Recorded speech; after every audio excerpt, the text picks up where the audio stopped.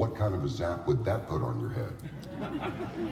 Without further ado, please welcome the one and only Robert Kiyosaki.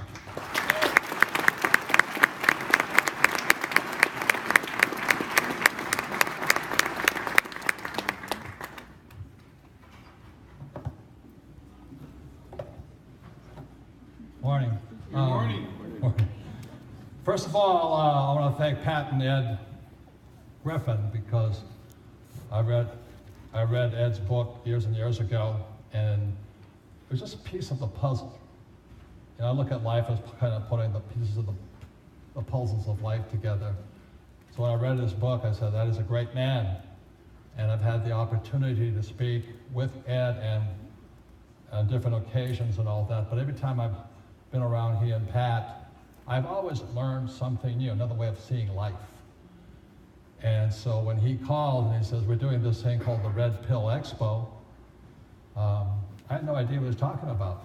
You know, I never saw the movie, and I thought it was about a show about medicine. So, and not being a former Marine, you know, we're not known for our intelligence and wit.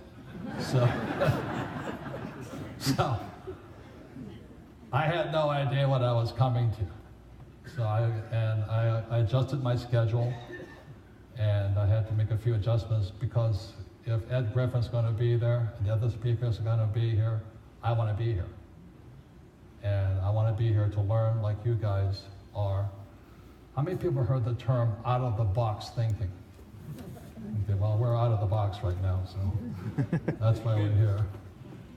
But anyway, the biggest adjustment I had to make was that I come to Montana about once a year. I've been coming here for about 10 years in the great state of Montana. And I come here because I have an extermination business. And I come here to shoot gophers.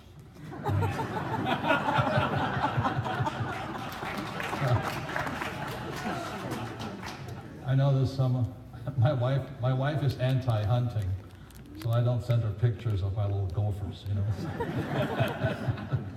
But it's a fabulous state, big sky is incredible. I was over by Chinook to look at the Nez Perce and the Chief Joseph Memorial. As a former Marine, I love what Chief Joseph said. I will fight no more forever. And as a Marine, we're trained to kill. The mission is we travel away to faraway places, meet nice people, and we kill them. And I've had the opportunity to kill a lot of people. And one day it was just enough. So, as the saying goes, ethically, I could kill them. You know, the last time I got close to killing somebody was a little boy, about 10 years old. And he was a Viet Cong sapper. Put a satchel charge in my aircraft. And I caught him. The definition of ethics is you follow a professional code. Moral is spiritual code. So ethically,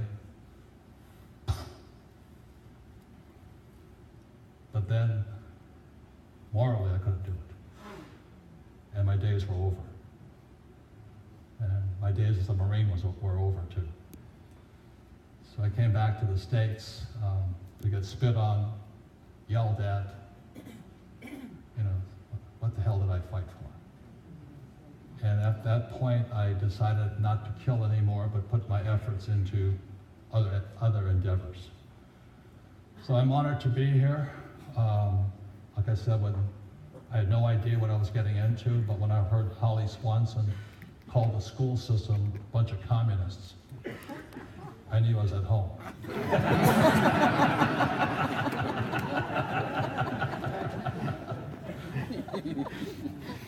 So anyway, that's my way of saying I'm happy to be here, happy to talk to you, and I'll do my best to talk to you about what I teach today, because I am a teacher outside the system.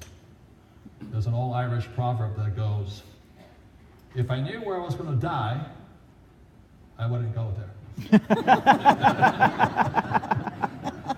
And I died in school. I don't know what happened to me in school, but I hated it. My spirit died. You know, I just felt I was being punished constantly. So anyway, that's why when Holly said that, I was in the back of the room just cracking up, because when I came back from Vietnam in 1973, I made the really choice comment. Somebody asked me, what did I think? And the press and I don't get along either. So when the reporter said, what did I think? I said, well, if I wanted to kill commies, I'd just come back home to Hawaii and fire a couple of bursts. I'd hit more here, you know? So I don't know if you know this, but Hawaii, I'm not Republican, and I'm not Democrat, I'm not liberal, I'm not conservative. I'm a human being. You know, I like what I like, you know? Woo! So, what was I talking about? I just turned 70, so my mind's going. No. But anyway, I just don't know why we kill people. But I know it's inside our DNA. And so I'd just rather work on something else. So my question is this, let's start. How many people have read Rich Dad, Poor Dad? Thank you very much. Who has not yet read the book? Thank you. A few customers left. Because the story of when I came back from Vietnam, my poor dad, who was a PhD, he was head of education for the state of Hawaii, graduate of University of Hawaii in 2 years, did 4 years and 2 years, academic genius, went on to Stanford, Northwestern, and University of Chicago. Genius man, very good man. For Japanese, fairly tall, 6'4". Whoa. And very good man. But I call him my poor dad simply because, as you know, our school systems teach us very little, if anything, about money. And I always kind of wondered why.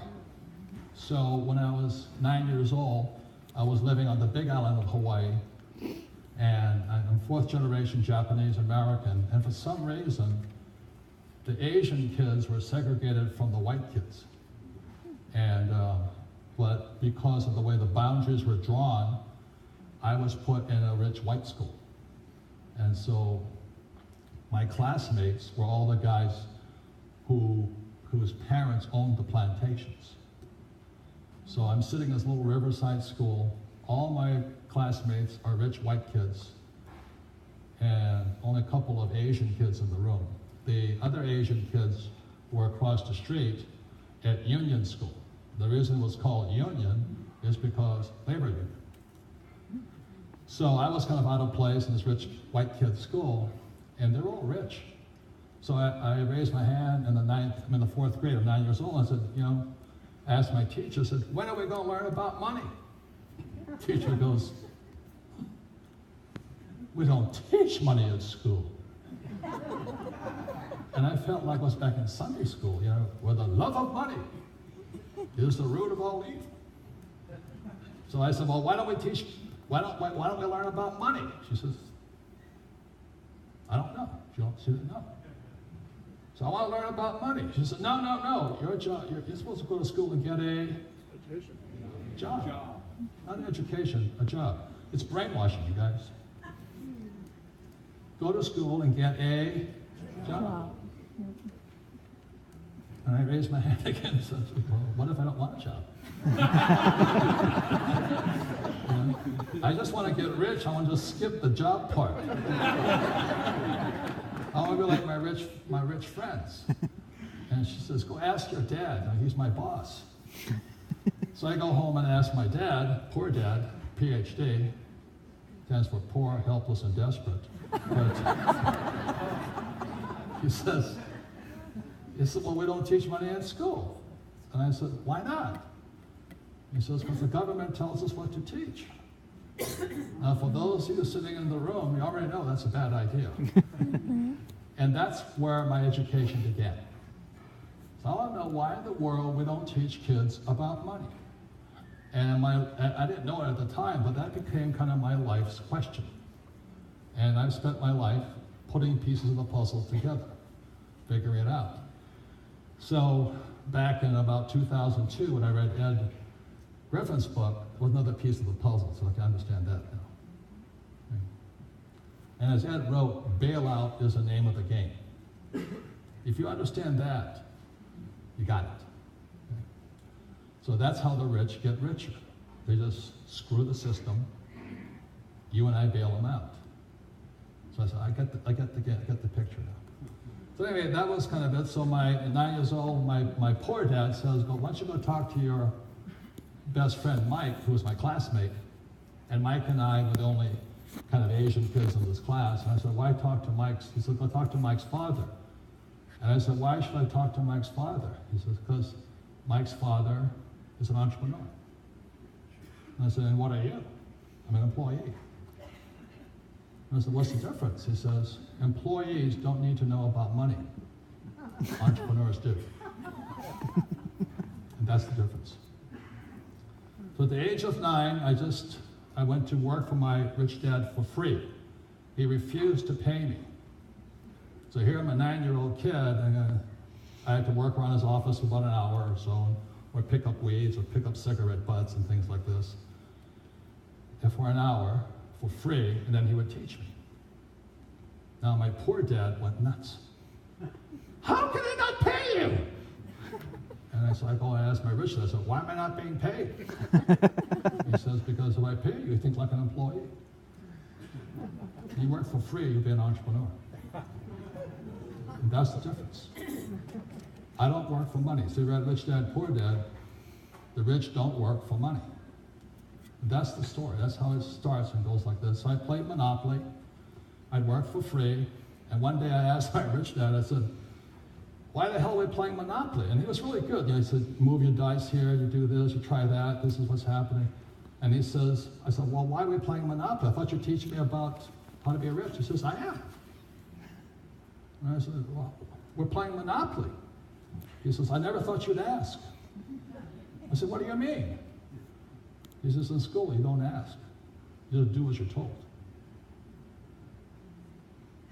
He says, if you want something in your life, you better ask.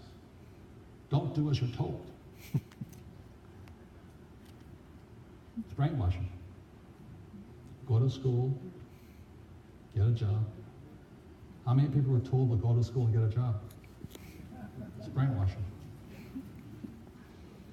Work hard. How about this one? Save money. Losers. Whatever.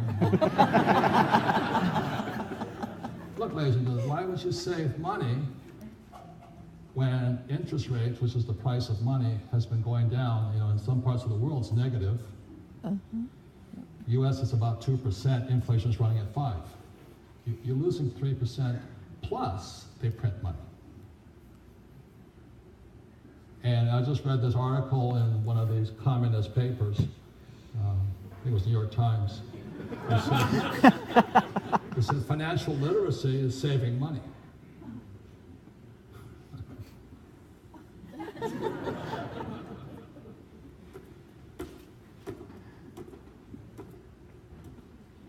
The people that will be wiped out, you know, how many people are expecting some cataclysmic crash pretty soon? You know? And the savers will be wiped out, unfortunately. Okay. Now, I'll get richer, hope you get richer. Because crashes is exactly as Ed Griffin's book said, bailout is the name of the game. You understand that one, got a chance. Okay? So I'm not a Republican, not a Democrat. You know, I support the freedom of religion, or no choice of religion. You can do what you want. You can have any sex change you want, I don't really care. You know, stuff like this. Leave my money alone. Okay? So how many people were told to buy a house because it's an asset? What a stupid thing that is. How about get out of debt? Yeah. Oh my God. After 1971, when Nixon took us off the gold standard, the dollar became debt. IOU from the government. It's worse than counterfeit money. Why would you get out of debt? How about this one? Invest for the long term in a well-diversified portfolio of stocks, bonds, and mutual funds. It's all brainwashing. If you can understand that, I can continue on. If I've created some disturbance in your brain, I'm doing my job. But until you understand the reason there's no financial education in school, so they can inject that dogma into your brain.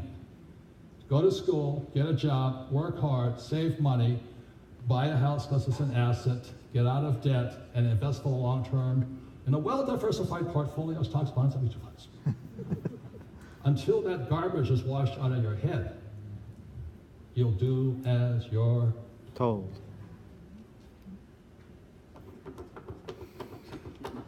How many people would like to listen further? Good, that's what I talked about. So anyway, when I asked my Richard, I said, why are we playing Monopoly? He says, because one of the great formulas, there's many ways you can get rich. You know, there's many ways to financial heaven. You know, hopefully it's legal, ethical, and moral.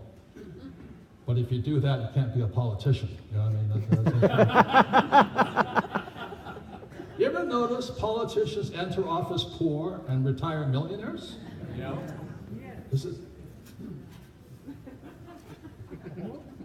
Obama went, I'm not Republican or Democrat, but he is a Hawaiian like me. Or maybe from Kenya via Hawaii, or wherever he was from. I don't know where that boy is from, but the facts are he entered political office with $200,000 in student loan debt, and he's a multimillionaire today. You know, that's pretty interesting. You do it on what, $400,000 salary? It's interesting. So ladies and gentlemen, I feel I'm at home. I'm in the right place for like most of my life, this is what I talk about. Our school system is a communist organization. And they're good people, don't get me wrong. Okay? My whole family are communists. They just don't know it. Do you know what I mean? Yeah. I remember I was out in Vietnam shooting commies, you know? And one day I said, Jesus, what's a commie? I didn't know. So I started studying Marx and all this. So you have the aristocracy, the bourgeois, and the proletariat. And my family are as bourgeois as they come, middle class. And they're not rich people. I have the lowest degree. I only have a bachelor's degree. Bachelor of Science. B.S. Many of my family have multiple masters. 2 have twin PhDs. They all work for the and they all think they're smart. But they know jack about money. And as Harriet said yesterday, you love of my life, is Harriet here? But she says, all they care about is their job.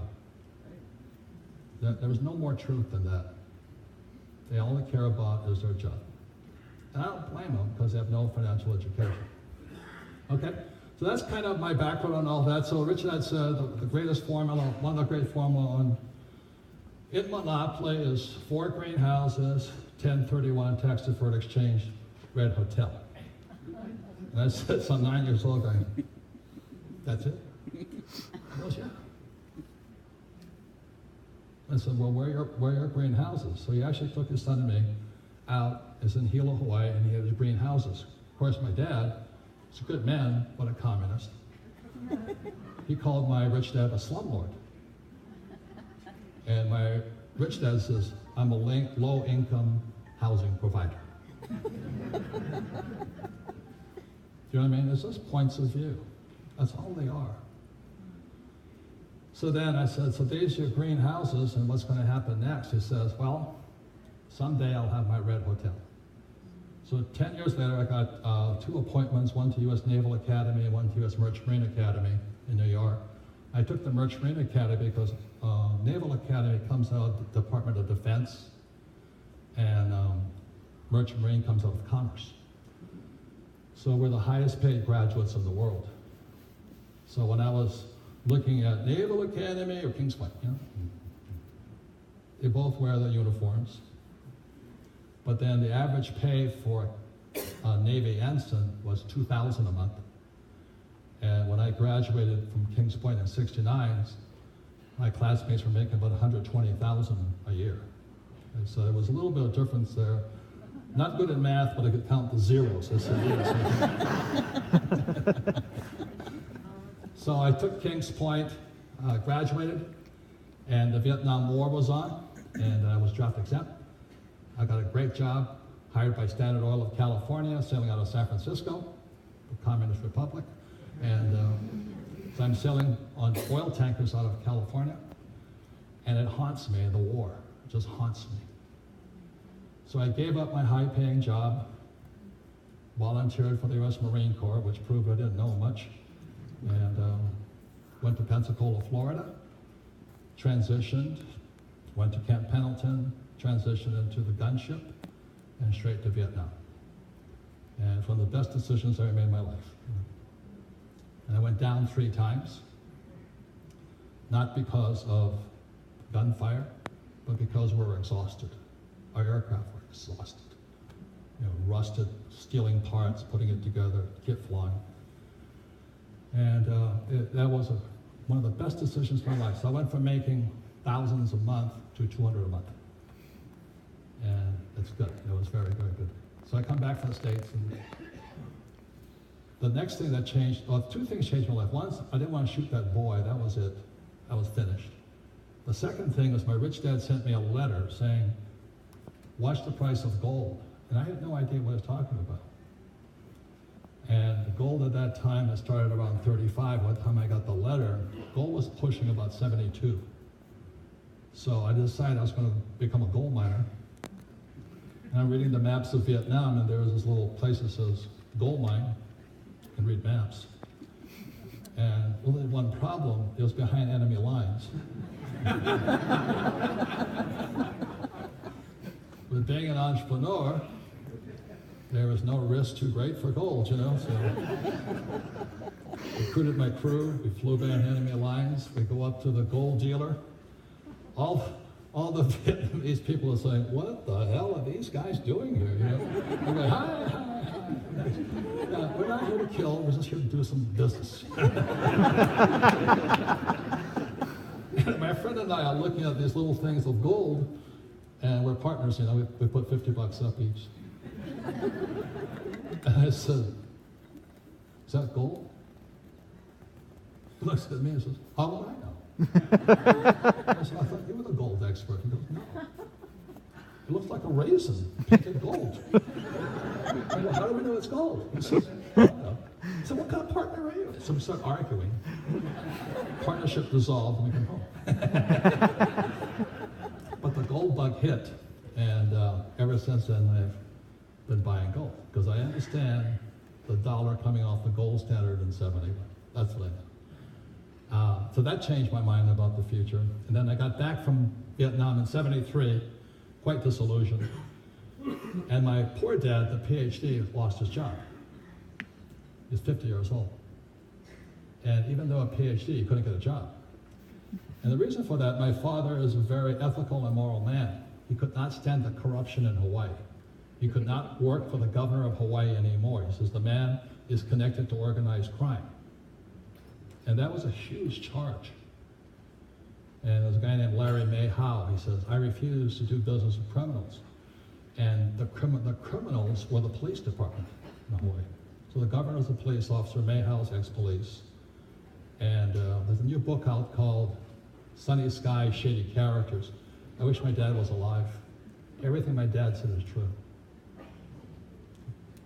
The Supreme Court of Hawaii had to be let go for corruption. Over education.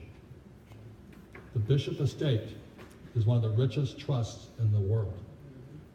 And the federal Supreme Court justices were all in collusion. So ladies and gentlemen, that's not an isolated case, as we know. And my friend Donald Trump is doing his best right now to straighten all that up, but not looking good. So those are all changing points. I wrote this book here with President Trump. This is years ago. It's called Midas Touch. He's a very good man. Very, very good man. But he has the same problem I have. It's called foot and mouth disease.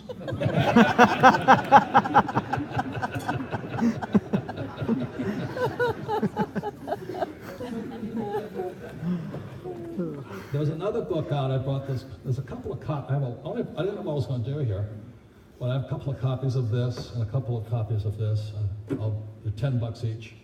I lost my wallet at TSA, so I need some money home.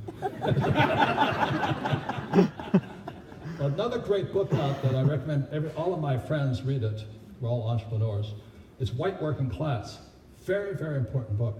Please read this book. For you entrepreneurs or business leaders, just lay people, it's a very important book to read. And it describes why Trump beat Hillary. And it opened my eyes. And basically, the white working class are not the poor. The white working class are the millions and millions of people, almost invisible. We don't see them, they're checkout counters, or clerks, they clean the rooms, or bartenders. They're the engine of the world. And Hillary called them deplorables. I'm like, wow. So what she writes about in this book is called the PME, Professional Managerial Elite. Obama, Trump, meant Obama and those guys. Trump is other side. So it explains why Trump beat him. And it's a very important book because there's too much hate today, ladies and gentlemen. There's too much hate. When you shoot somebody because they're a Republican, that's a mistake. Should be a Democrat. No, I mean,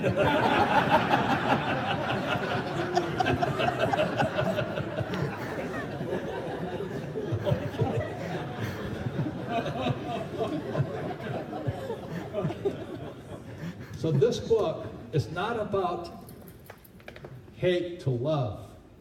It's hate to respect. We need more respect today, ladies and gentlemen. So it's a very important book.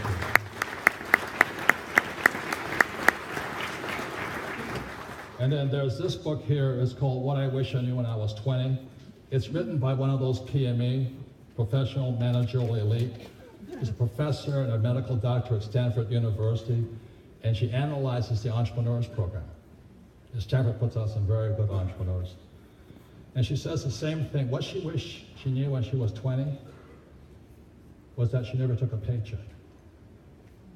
She found out that when you pay somebody, exactly as my rich dad refused to pay me, the moment you pay somebody, you suck their brain cells out. See, when you have no money, you get creative.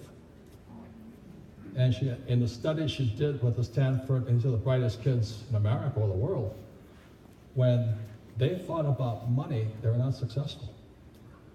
When they had no money, they made more money. So because my rich dad never paid me, I don't need money. That's why I don't care what the government does, because they can't mess with me. I have businesses all over the world. Sometimes this is mistaken. When I came back from Vietnam, I stopped being a patriot, but I became a citizen of the world. And instead of killing people, I now teach throughout the world. So that's the difference here. So please don't get upset if I say I don't really like saluting the flag or singing the song. I sound like I did that already. I want to work for the world today. And so I travel the world, I teach, I want to bring prosperity to the world, and I stay outside the school system. That's my mission, okay? So the mission of Rich Dad is to elevate the financial well-being of humanity, not the U.S., humanity. Give everybody a shot outside the school system. Okay? So yeah, that's basically what I do. Okay? Thank you.